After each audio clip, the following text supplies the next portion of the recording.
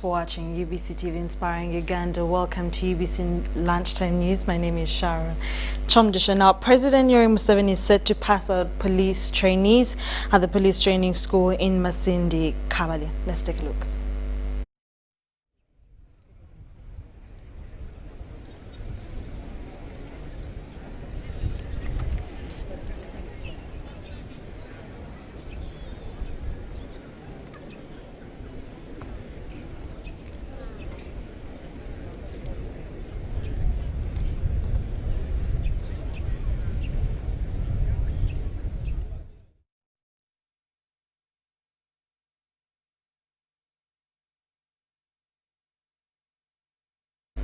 Now, this event will be live on UBC TV anytime from now. You can stay tuned for more of that.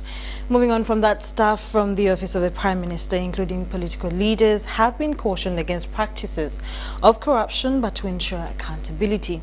According to the head of State House Anti-Corruption Unit, Kano Nakalema, the lack of accountability has affected service delivery in most of government offices. Kano Edith Nakalema said this while addressing political leaders and officials from the Office of the Prime Minister who are undergoing training at the National Leadership Training Institute, NALI, in Chankwanzi.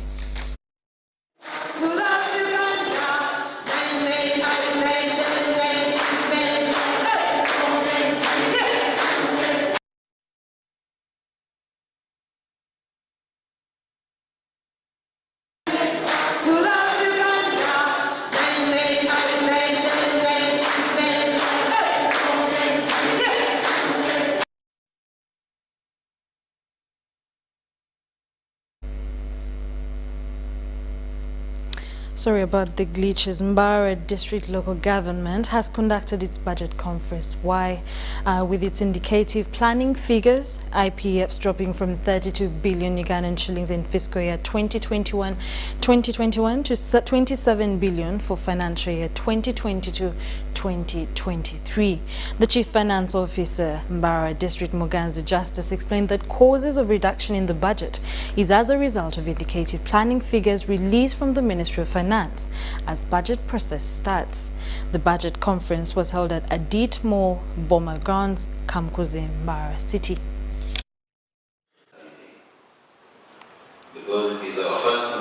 Their support. So some of them, like UNICEF and Global Fund and Sanitation Fund, we haven't received their donor support or their writings about this support.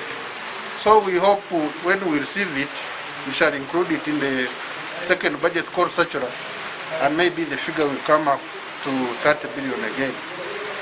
Issues like gratuity for retired staff is not included in this budget indicative planning figures. But we hope that in the second budget core circular, all these will be included, and the budget is likely to more or less come back to 30 billion. So that's the reason why the budget is not yet.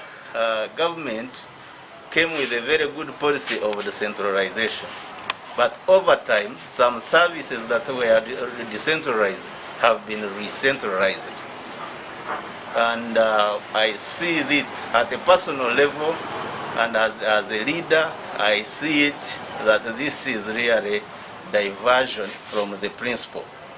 For instance, diverting from the principle. Now, for instance, the central government of late decided to re-centralize even the locally collected revenue. That whenever you collect revenue from your other sources like markets, loading ramps, that those ones you should always first of all bank it to the central bank, and then central bank shall at a point return them to you. So this one is really not accepted, because I cannot wait for central government to get some money to clean my compound. I need money to clean my compound, but you find yourself you don't have the money, you are stuck, because the central government doesn't know that your compound needs to be slashed. So that's why we are saying that principle really should be revised, and they allow local governments to use their locally raised revenue but in line with the procedures of financial management. Added more for the budget conference of Bara District. My name is Mbetejirize Godfrey. This is a follow-up of the meetings of the budget conferences from the national level, and here we have cascaded it to our local level from Bara District. And my argument is the most important thing about budget allocation is that the little money given or whatever money given should be used equitably, such that leaders don't use them as a deal to franchise themselves, rather than franchising the people they are serving. For example, if the lords have been allocated a certain amount of money, then the technical team and the political leadership should supervise and ensure that the little money provided for a certain road X is utilized equitably. But we are seeing a situation whereby some people who have come through the elected leadership, because they paid some money for the elections, then they want to get money and gain from the leadership. That's not leadership, that's business. Because every leader must sacrifice his time, must sacrifice his interest. Even some people can even put it. We don't want them to read for us figures. At the end of the day, you go on the ground, there's nothing. And maybe to go to your question of local revenue, which is corrected and taken to central government, I think the chairman has talked about it. They are going to Uruga to discuss about it. The money that is corrected here locally, surely I don't think, and I don't see why it should go to central government. And maybe central government also saw there was a loophole when they corrected this money. Maybe the government or districts were not using this money very well. Maybe they squandered it, and I think the central government wanted to control this money. We should also check ourselves, and I want to thank the team in Bara District for having organized this wonderful budget conference. It was about the delay. The whole issue was about the delay. Now, government has pledged to invest in youths in order to reduce on the dependent variant. This was contained in Prime Minister Honorable Robina Nabanji's message delivered by the Second Deputy Prime Minister, Honorable Moses Ali, during the launch of the National Population Policy 2020 and the State of the Nation 2021 in Kampala District. Policy highlights the need to strategically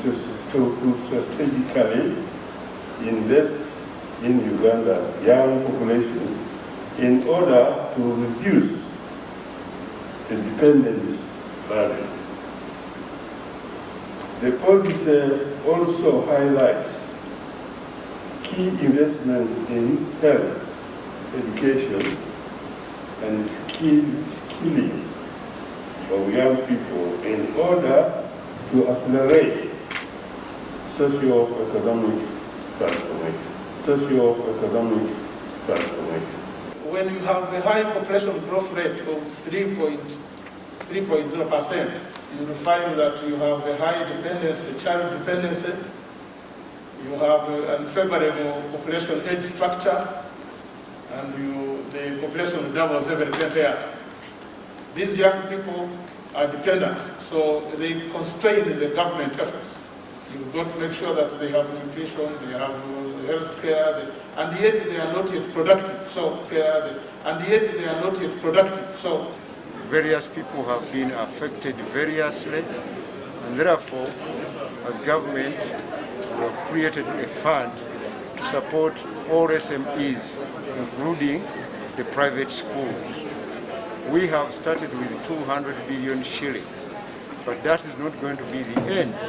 Through various universities, through various tertiary institutions, we've delivered the necessary skills to the population. And we are enhancing the budget for this intervention.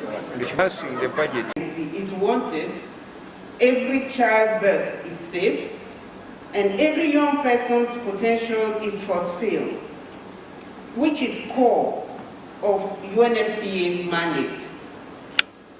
As we all know, the global population is rapidly growing also in Uganda.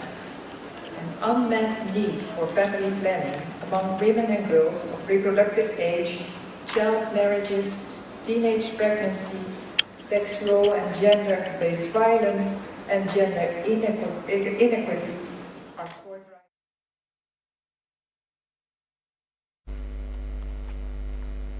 Supreme Court has upheld the Court of Appeal's decision of life imprisonment earlier given to businessman Kato Kajubi. Kato Kajubi was sentenced by Court of Appeal for his natural life imprisonment after being convicted of charges of murdering a one Joseph Cassidy, 12 years old.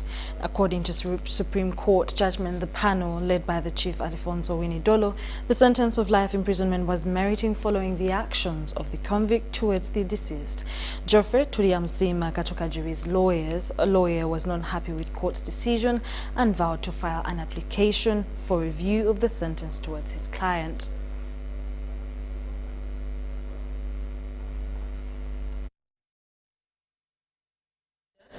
When passing a sentence, but failed to do so. Similarly, the sentence imposed by the trial court, which the Court of Appeal upheld, is neither unreasonable in the circumstance of the case, nor is it wrong in principle. We therefore find the impunged sentence of life imprisonment handed out to the appellant neither harsh nor excessive, or that it has occasioned injustice to him. Hence, this ground too fails. In the premises, we find no grounds upon which we could fault the Court of Appeal in its findings, and making the decision to uphold the conviction and sentence imposed on the appellant by the trial court. We find this appeal devoid of merit and therefore dismiss it. This Honorable Court, or the Supreme Court in Court Law, has maintained the judgment and the orders of the lower court. Of course, that was our contention earlier on. The beauty we have is that we still have hope, and the hope is that we are going to file an application for review of the same judgment before the panel of 5, and we highlight all the errors this Honorable Court has done in regards to our client's justice. And we are sure this Honorable Court will listen to us and justice will prevail. Everyone knows and the public knows our client has never got any idea of killing that young man or the boy. And that is the basis why we are going to call for a review. And we are sure that we shall complete that and this Honorable Court will grant justice to our client. Now, our contention is very simple. If it is life in prison, that means our client has to stay in prison all his entire life. But we are sure that he did not commit that crime. The person who committed the crime or the persons who committed the crime, one, the wife died. The man or the gentleman who sacrificed the boy is out. He's in police now.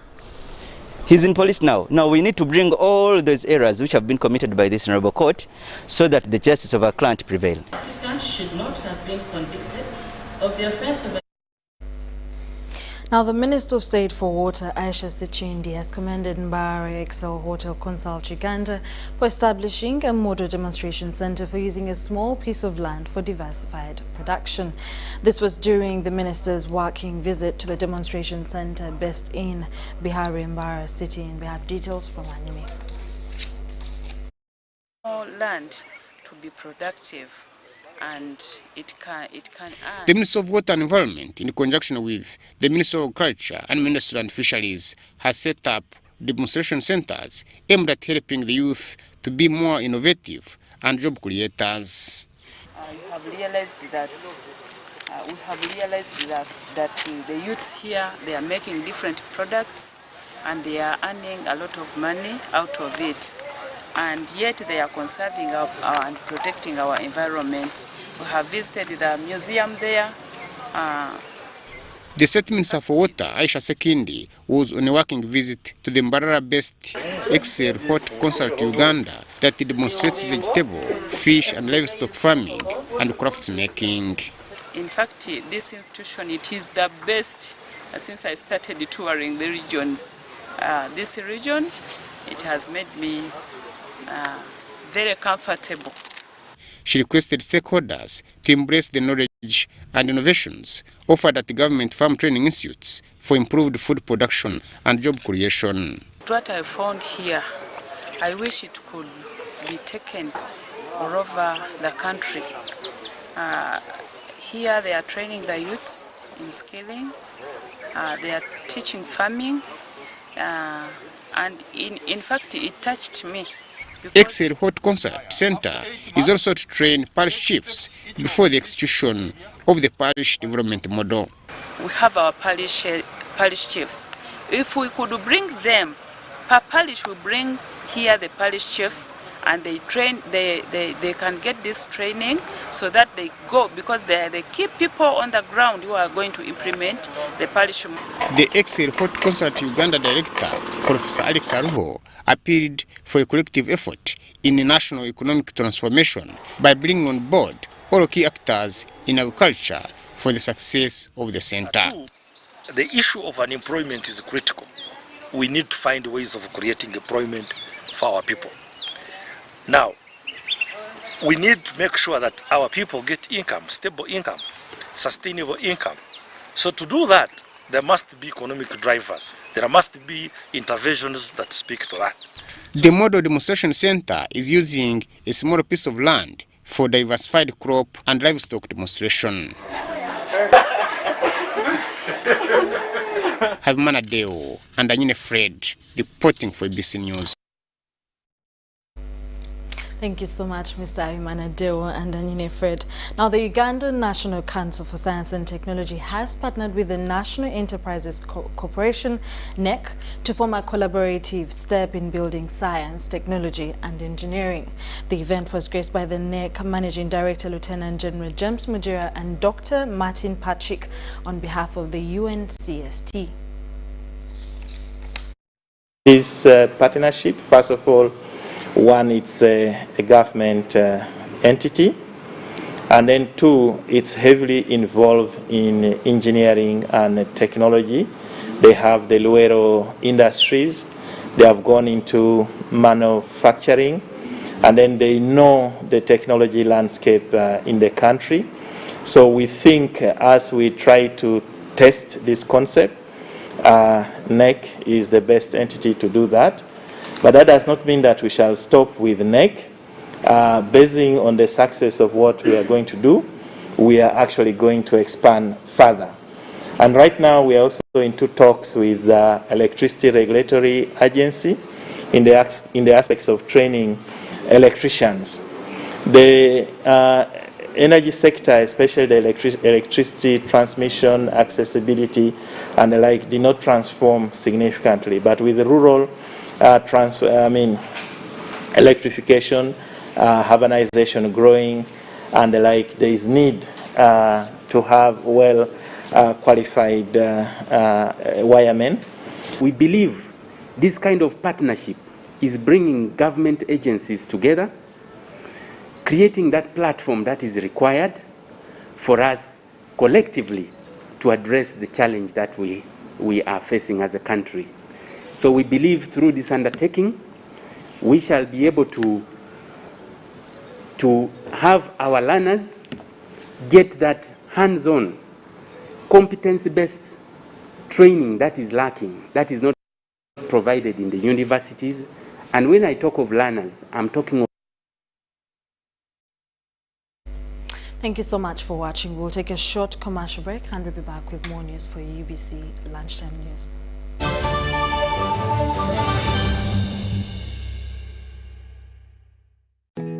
Grow together with one of Uganda's largest companies. Apply for MTN shares for as low as 100,000 Uganda shillings. And when you apply using MTN Mobile Money, you get 10 free extra shares for every 100 shares you apply for. Dial *165*65# or use the MyMTN app to apply now. The terms and conditions of the offer and other important information are set out in the prospectus. For assistance, visit any MTN service center or Stanbic Bank branch countrywide or a licensed broker.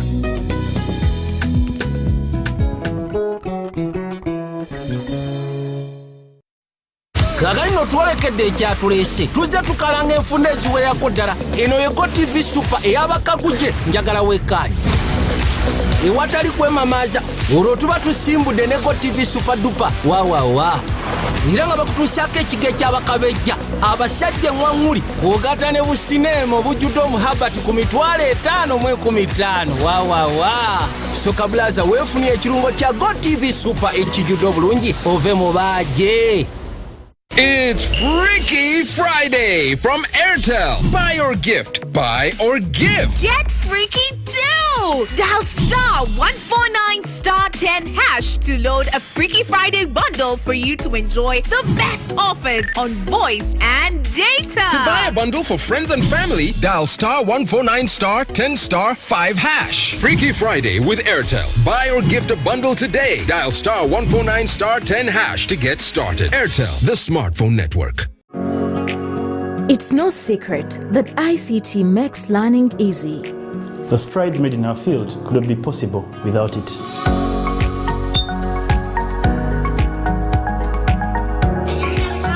And now we can watch our favorite show. My radio is my best friend. UCC provides an enabling regulatory environment and policy guidance for healthy competition.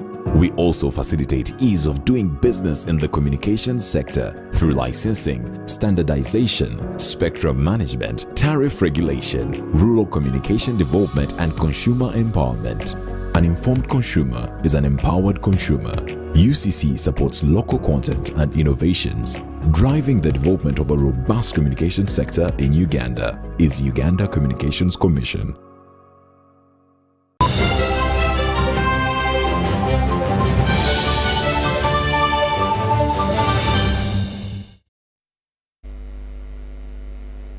You're still watching UBC Lunchtime News. In our top stories of business, government has assured the Indian community in Uganda as a conducive business environment.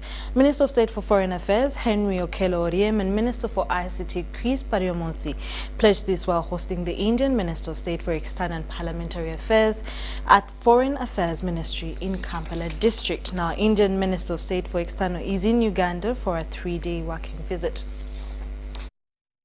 Addressing the Ugandan Parliament, the Prime Minister of India said that the 10 guiding principles that will be the background, but that will be the basis of India's engagement with African countries. That is the priority, the need of Africa. That is the basis of our engagement. So we are not here. India is a large country. India is a big economy. India is a growing superpower. But India is not planning to benefit at the cost of our partners in Africa. We would like to see a scenario where we both grow. So that in this meeting with the President and engaging with the President Museveni, he gave the same assurance he gave to the President, what he's giving you now. So whatever he's telling you now is a repetition of exactly the assurances that he gave your President, Dr. Museveni, yesterday. So he's in business.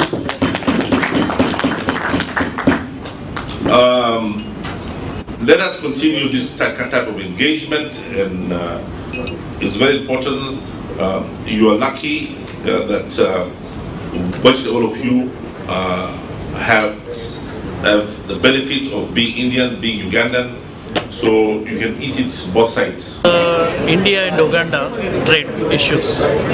See, we are having, when we are sending a goods from here, there's a high import tax, and we are requesting Indian government to lower the import tax so that our goods can reach with proper quality and right pricing.